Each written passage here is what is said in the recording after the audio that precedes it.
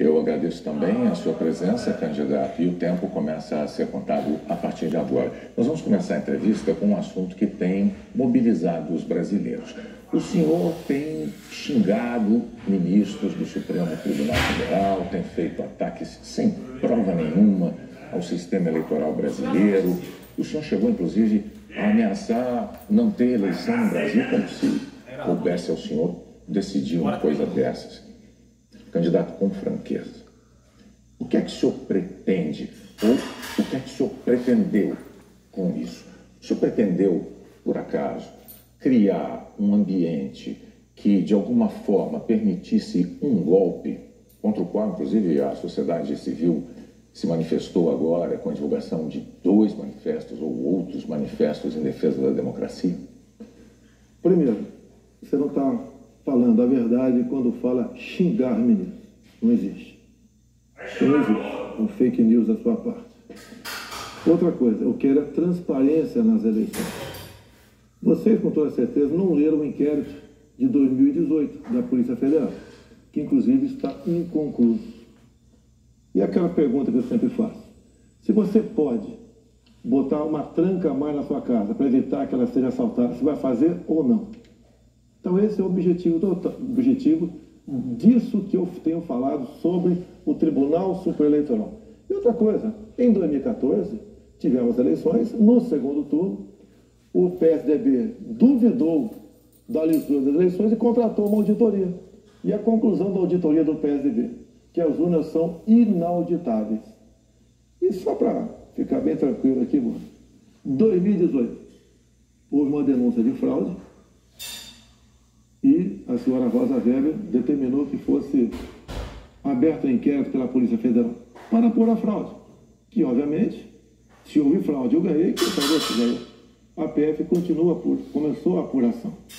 E quem informou o que eu vou te falar aqui para a PF foi o Tribunal Superior Eleitoral. Numa das partes do inquérito está assinado pelo chefe do TI do TSE que hackers ficaram por 8 meses dentro do TSE, inclusive com a senha de um ministro, de nome Banhos, além de senha de outros 5 servidores.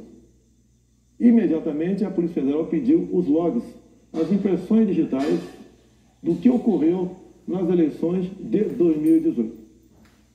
O TSE podia ter informado no mesmo dia, mas 7 meses depois, o TSE informou que os logs haviam sido apagados. Então, a grande interrogação é exatamente essa daí. Nós queremos evitar que dúvidas pairem por ocasião das eleições agora desse ano.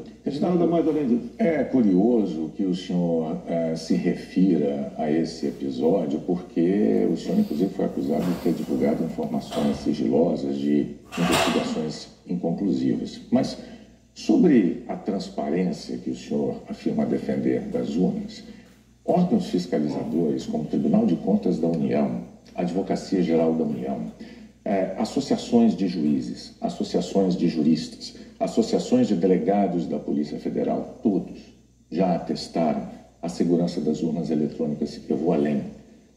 A transparência e a segurança das urnas eletrônicas tem sido motivo de orgulho da maioria da população brasileira. Agora, o senhor começou a sua resposta afirmando que eu tinha cometido fake news. Em nome da verdade, candidato, o senhor xingou o ministro do Supremo de canalha. O senhor fez isso com o microfone. Então, e ele vinha fazendo contra mim. Mas, candidato, eu lhe perguntei qual era o seu propósito. Lembra a pergunta que eu fiz ao senhor? Qual era o seu propósito? Falou ministro. Foi um ministro específico. Senhor. Tá refeita aqui a dúvida? Mas não, é que o senhor disse que eu cometi fake news. Eu só para esclarecer, a pergunta que eu lhe fiz é: qual era o seu propósito ao xingar um ministro de canalha e ameaçar não permitir que as eleições fossem realizadas, se isso não lhe compete fazer? Não é uma atribuição do presidente da República, é uma atribuição constitucional. Quem vem sendo perseguido o tempo todo por um ministro supremo sou eu. Um inquérito completamente ilegal. E as medidas que vinham sendo tomadas por esse ministro eram contestadas. Lá atrás, inclusive, a procuradora Raquel Dodge deu um parecer para que esse inquérito deixasse de existir. E continua existindo. A temperatura subiu. Hoje em dia, pelo que tudo indica, está pacificado.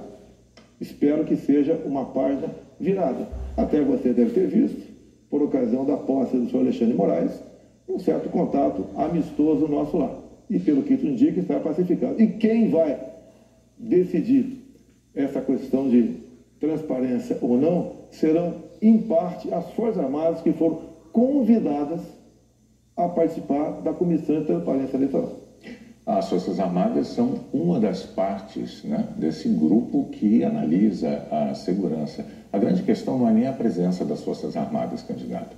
A grande questão que se dá é que o senhor se coloca como patrono das Forças Armadas e a forma como o senhor ataca o sistema eleitoral é que causa ruído e que causa uma certa intranquilidade. Teremos eleições, o ministro Alexandre de Moraes acabou de assumir.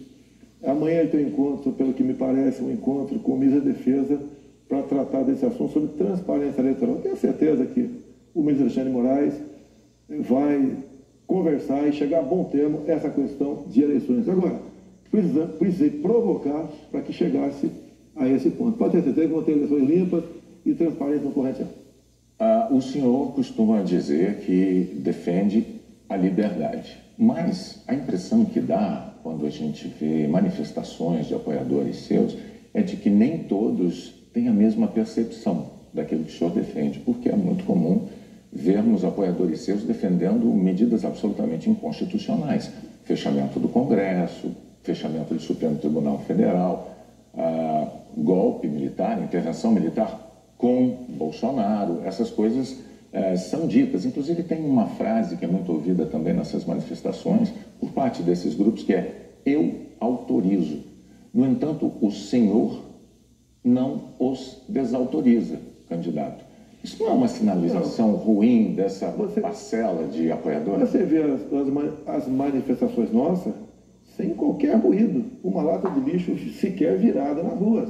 Eu considero como liberdade de expressão. Essas, artigo 142. O que é artigo 142? É um artigo da Constituição, que eu não entendo da maneira como alguns pouquíssimos entendem. Quando alguns falam em fechar o Congresso, é liberdade de expressão deles, eu não levo para esse lado. Né? E para mim isso aí faz parte da democracia, não posso eu ameaçar fechar o Congresso. Isso, ou o Supremo Tribunal Federal. Então, Boni, eu não vejo nada demais, vejo como liberdade de expressão, como alguns falam em AI-5, nem existe mais AI-5. Você querer punir alguém por ter levantado uma faixinha no meio da multidão AI-5, bom, isso aí é uma coisa que, no meu entender, não leva a lugar nenhum. Agora, o outro lado... Eu não quero interromper, mas é que o senhor disse algo muito... Perdão, candidato. O senhor disse algo muito importante ainda há pouco. O senhor disse, referindo-se ao ministro Alexandre de Moraes, que teremos eleições, elas serão limpas, etc.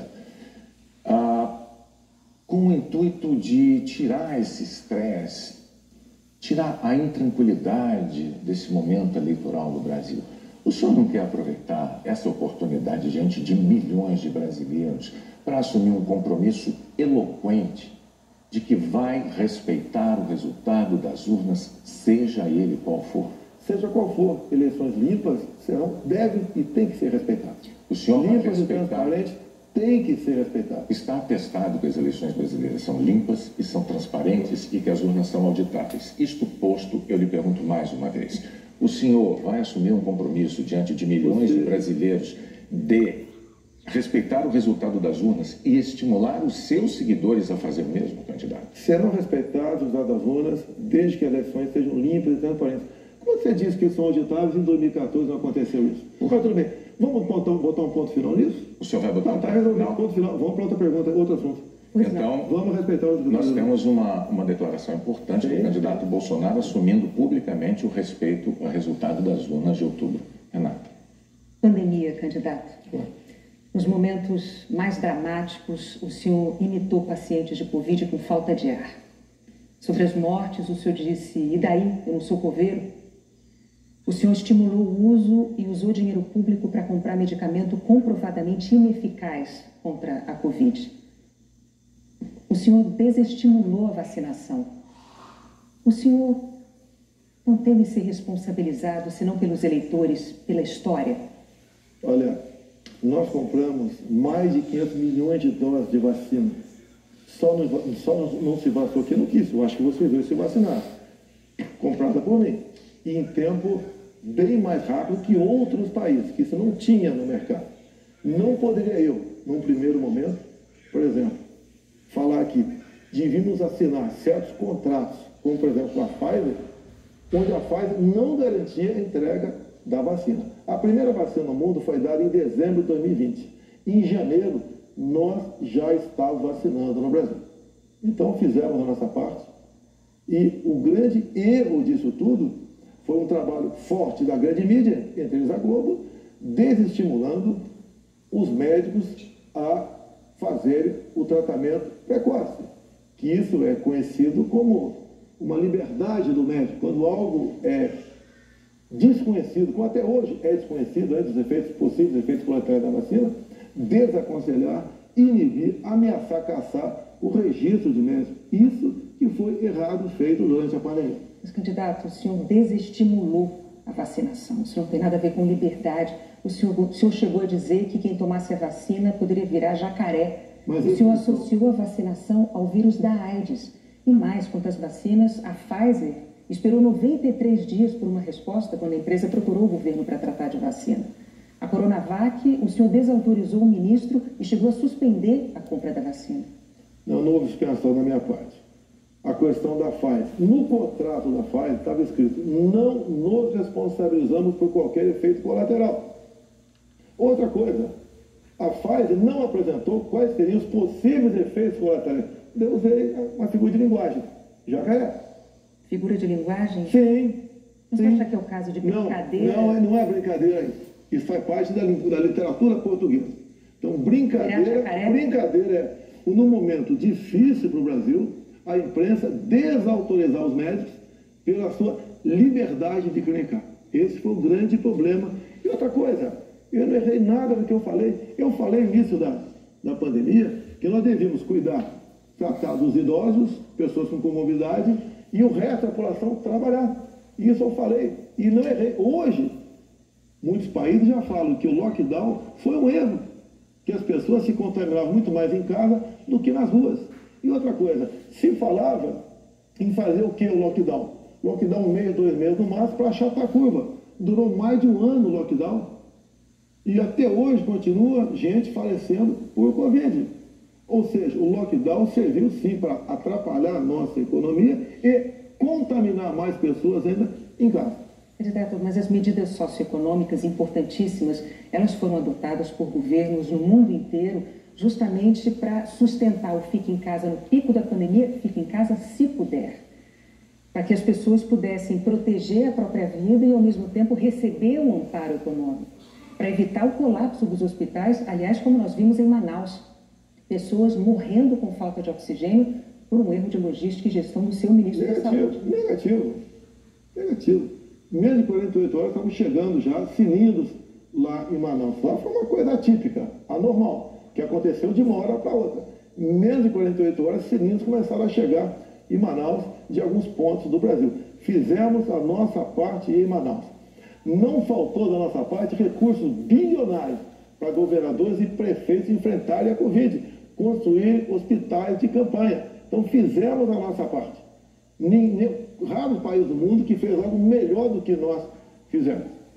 E o resultado, até o OMS reconhece isso daí. Fizemos a nossa parte. O senhor mencionou 48 horas, o fato é que Manaus ficou uma semana, mais de uma semana, 9 dias, sem receber o apoio das pessoas com falta de oxigênio nos hospitais. Não é verdade isso. Agora, não é verdade. Candidato, sobre o seu comportamento, com as frases que eu mencionei, imitando pacientes com falta de ar, muitos viram isso como um sinal de falta de compaixão. Eu queria que você botasse no ar eu imitando falta de ar. Realmente... Mas falta de compaixão... Bom, então você começou a mudar. Desculpe, você só tudo bem. Vou completar a minha frase.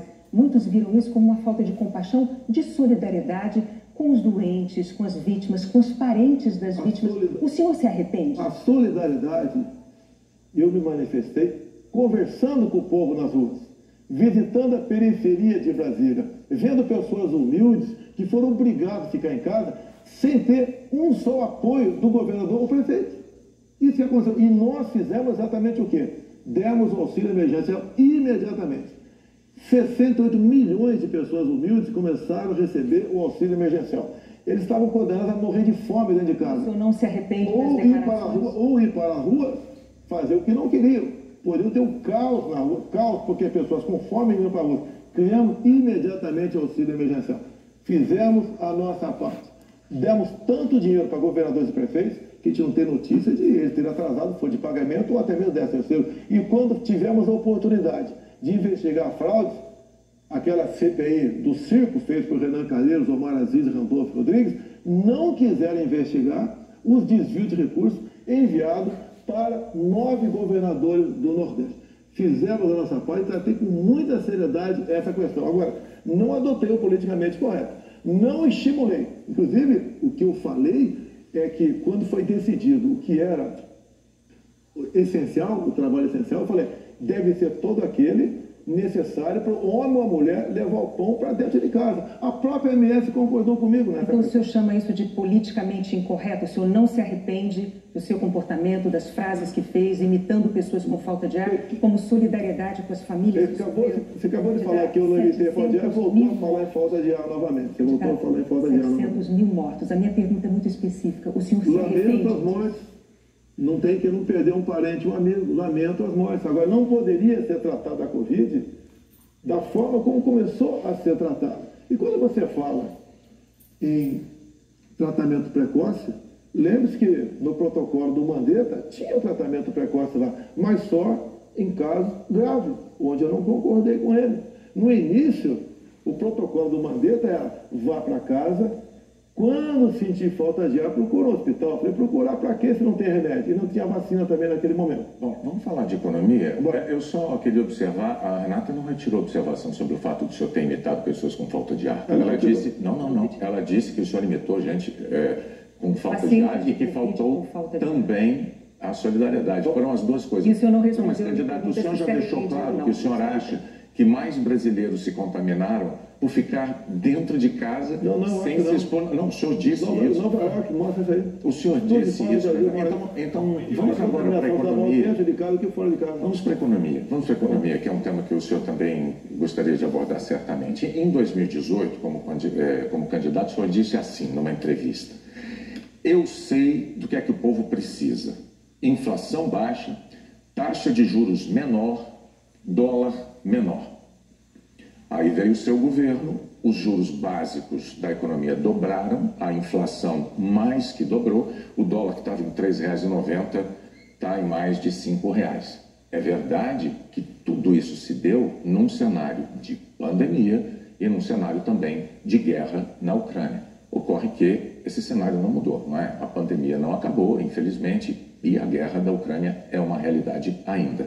Pergunto, candidato, qual é o seu plano, uma vez reeleito, para cumprir num segundo mandato as promessas que o senhor fez em 2018 para a economia? Primeiro, as promessas foram frustradas pela pandemia, por uma seca enorme que tivemos no ano passado e também pelo conflito da Ucrânia com a Rússia.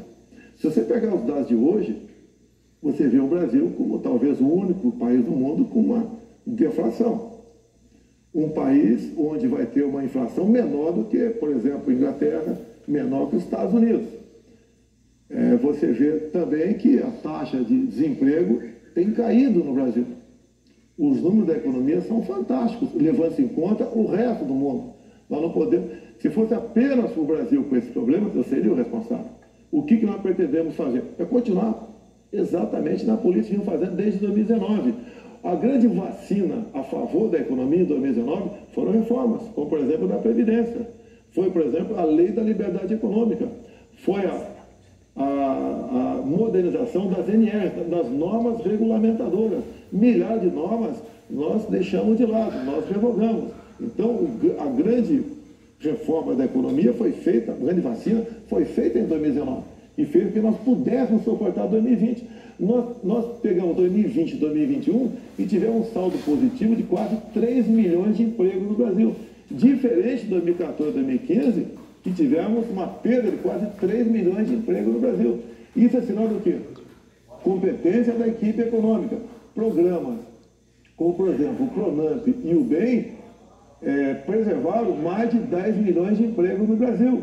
O próprio auxílio emergencial num primeiro momento, R$600, fez com que a economia, em especial nos pequenos municípios, o município não colapsasse. Então, essas medidas, entre outras, fizeram a gente romper 2020 e 2021. 22, quando veio a guerra agora, problemas nós tivemos. Fui na Rússia negociar fertilizantes com o presidente Putin.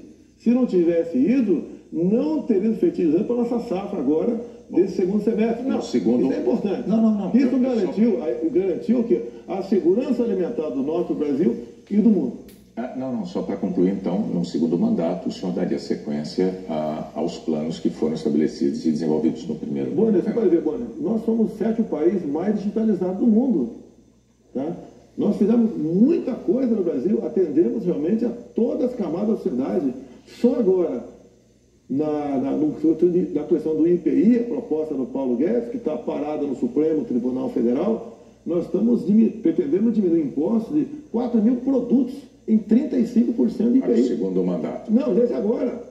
É que a proposta parou no Supremo Tribunal Federal. Agora, senhores, para que a gente possa abordar... Você começou há 2 meses a redução de IPI, não foi de agora? Para que nós possamos abordar nessa entrevista o maior número de temas, vamos prosseguir, vou falar sobre meio ambiente. Em 2020, o seu então ministro do Meio Ambiente, Ricardo Salles, disse que era para aproveitar que a imprensa toda estava focada na cobertura da pandemia para ir desregulamentando as leis ambientais, o que ele chamou de passando a boiada. Fato é que, no seu governo, a taxa anual de desmatamento da Amazônia deu um salto, é a maior em 15 anos. O senhor continua apoiando essa política de desregulamentação? Olha, você tem que pensar que na Amazônia você tem quase 30 milhões de habitantes lá. Tem 30 milhões de brasileiros na Amazônia. Primeira preocupação é essa. Outra, qualquer propriedade lá tem que preservar 80% e pode usufruir de 20%. Eu tentei, nos primeiros 2 anos de mandato, fazer a regulação fundiária, para saber, por exemplo, qualquer local desmatado ou com foco de calor, de quem é o CPF daquela propriedade. O presidente da Câmara não colaborou para botar essa proposta avante. Agora, quando se fala em Amazônia, por que não se fala também agora na França, que há mais de 30 dias está pegando fogo? A mesma coisa está pegando fogo na Espanha e Portugal. Califórnia pega fogo todo ano. No Brasil, infelizmente, não é diferente. Acontece. Grande parte disso aí, alguma parte disso aí é criminoso, sei disso. Outra parte não é criminoso. É o ribeirinho que toca fogo ali na sua pequena... Uma coisa é incêndio natural, outra coisa é o desmatamento. Mas tem o Pantanal Mato-Grosso é comum pegar fogo de forma espontânea. Agora, presidente candidato, a favor das críticas dos especialistas da sua política ambiental, tem os números. No seu governo, a taxa anual de desmatamento da Amazônia saltou de 7.500 km² em 2018 para 13.000 ano passado. O levantamento do MAP Biomas mostrou que 97% dos alertas de desmatamento emitidos desde 2019 não foram fiscalizados pelos órgãos responsáveis, 97%. Especialistas dizem que quando o senhor desautoriza, por exemplo, a destruição de equipamentos pelos órgãos fiscalizadores ou quando o senhor desmonta órgãos como o IBAMA, o senhor está passando uma mensagem de incentivo a quem desmata ou ao garimpo ilegal. Primeira coisa, a destruição, como dá em lei, é se você não puder retirar o equipamento daquele local. O que vinha acontecendo, e ainda vem, infelizmente, é que o material pode ser retirado do local, porque se chegou lá, pode ser retirado. E há o abuso de uma parte.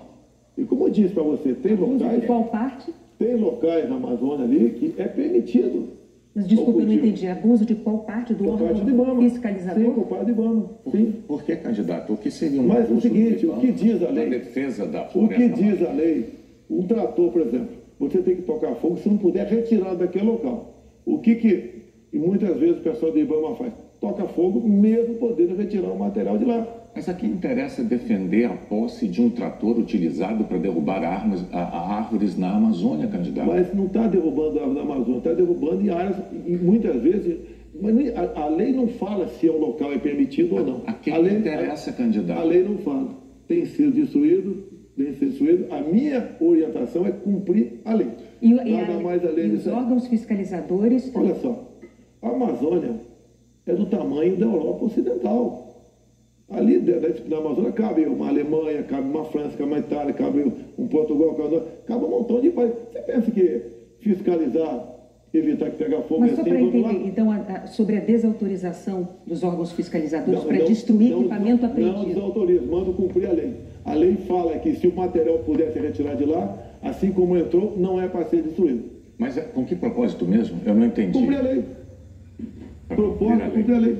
Mas lá dentro, eu tenho aqui uma aspa. Tem quase 30 milhões de pessoas que têm que sobreviver. Eu tenho aqui uma aspa que o senhor disse que não é para queimar nada, maquinário nem trator. Mas vamos adiante, o fato é que sobre o meio ambiente, em 2018, o mundo tinha uma visão sobre o compromisso ambiental do Brasil. Hoje, o mundo vê o Brasil como um destruidor de florestas. No segundo mandato, o que o senhor vai fazer para mudar essa imagem?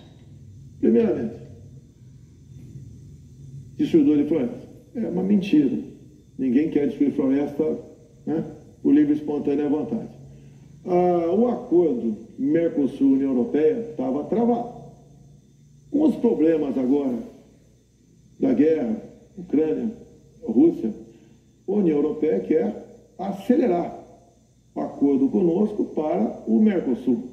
E demais, a Alemanha está usando combustíveis fósseis. Por quê?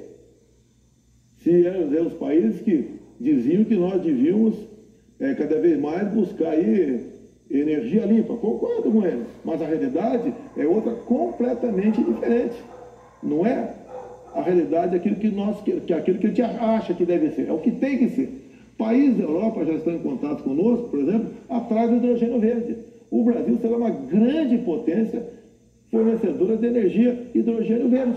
Como já temos acertado, né, no limite máximo, temos até o equivalente a 50 Itaipus na costa do Nordeste. E nós vamos exportar esse hidrogênio verde para a Europa toda. Ou seja, o Brasil é um exemplo para o mundo. Você pega, está na minha frente por coincidência aqui, por exemplo, as áreas reservadas em países outros para a agricultura, não é pecuária, é agricultura. Somente a União Europeia é de 45% a 65%. Você pega países como a Alemanha, 56% para a agricultura. Então, você pega o Reino Unido, 63% para a agricultura. O Brasil preserva 2/3, 66% da sua área verde. O Brasil não merece ser atacado dessa forma. Vamos falar porque, no fundo, há um interesse no agronegócio. É deixar o Brasil de lado. Agora, cada vez mais o mundo vê, uma própria presidente do OMC disse, há 2 meses, 3 meses atrás, disse o quê? Que o mundo, sem o agronegócio do Brasil, passa fome. Ou seja, a realidade está aí. Vamos ver se o Brasil consegue mudar essa imagem. Vamos tentar mudar, sim. Bom, vamos falar de política agora. Candidato, muito importante isso agora. Está também nas atenções por motivos claros. Em 2018, o senhor candidato à presidência, o senhor se apresentava como o candidato da antipolítica e o candidato contra o Centrão. Na convenção do seu partido, o general Heleno chegou a cantar, se gritar, pega Centrão, não fica um, trocando a palavra ladrão por Centrão, etc. Isso ficou muito famoso. Hoje, a verdade é que o Centrão, ele é a base do seu governo. Na semana passada, quando o senhor estava saindo lá do Palácio da Alvorada, inclusive o senhor enfrentou lá um incidente com aquele youtuber que foi cobrar do senhor essa aliança do seu governo com o Centrão. Eu pergunto, por que eleitores como aquele, que se sentem traídos pelo senhor, acreditariam nas suas promessas de agora? Você está me estimulando a ser ditador. Eu, candidato? Você. Porque o Centrão são mais ou menos 300 parlamentares. Se eu deixar de lado, eu vou governar com quem? Não vou governar com o parlamento. Então você está me estimulando a ser um ditador. São 513 deputados. 300 são de partidos de centro, pejorativamente chamados de Centrão. O lado de lá, os 200 que sobram, o pessoal do PT, PCdoB, PSOL, Rede. Não dá para você conversar com eles. Até eles não teriam número suficiente para aprovar sequer um projeto de lei comum. Então, os partidos de centro fazem parte, grande parte, da base do governo para que nós possamos avançar em reformas. Como temos avançado em muitas coisas. Como, por exemplo, através do Centrão, nós conseguimos o Auxílio Brasil de R$600 para 20 milhões de famílias.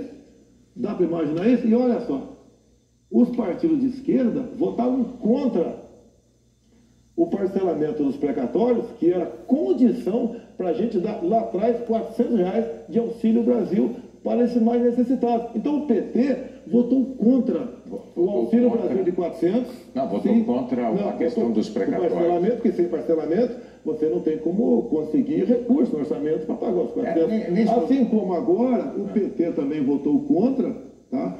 Ou melhor, discursou contra os R$600 e votou favorável.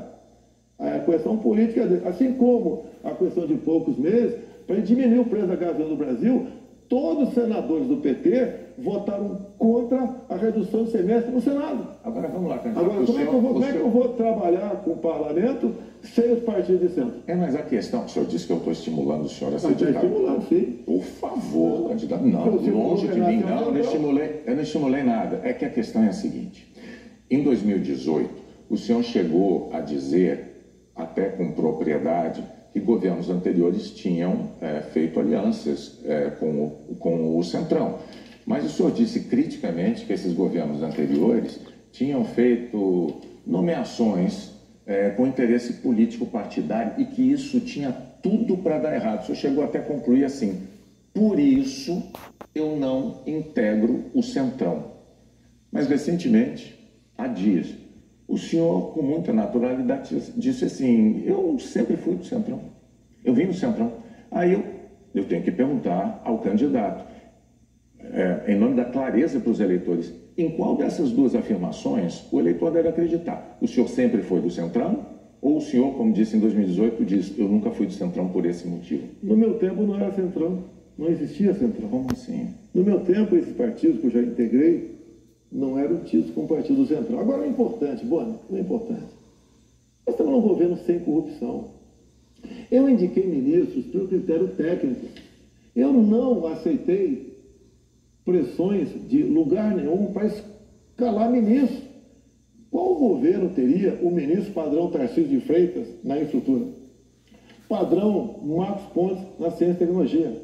Padrão a Tereza Cristina na agricultura? Padrão Gilson Machado no turismo, uma pessoa desconhecida até chegar no meu governo. Padrão Onic Lorenzoni, que eu considero como um coringa meu. Padrão Braga Neto, que esteve na defesa. Ou seja, padrão Salles, uma pessoa excepcional. Padrão atualmente ministro Juca, do meio ambiente. Então essas pessoas que deram um impulsionamento ao governo. Estamos governando com competência e sem corrupção, porque não tem indicação política para esse ministério. Citou vários ministros, então, aproveitando a deixa, eu vou falar de um tema importantíssimo para o futuro do Brasil, que é a educação. No seu governo, o senhor indicou 5 ministros diferentes. Um deles caiu justamente por um escândalo de ter beneficiado pastores com dinheiro da educação e diz que foi a seu pedido no caso de um dos pastores. Qual é a dificuldade de escolher um bom ministro da educação? Por muitas vezes, depois que a pessoa chega, a gente vê que ela não leva jeito para aquilo. Não foi só da educação. Ele teve acusação.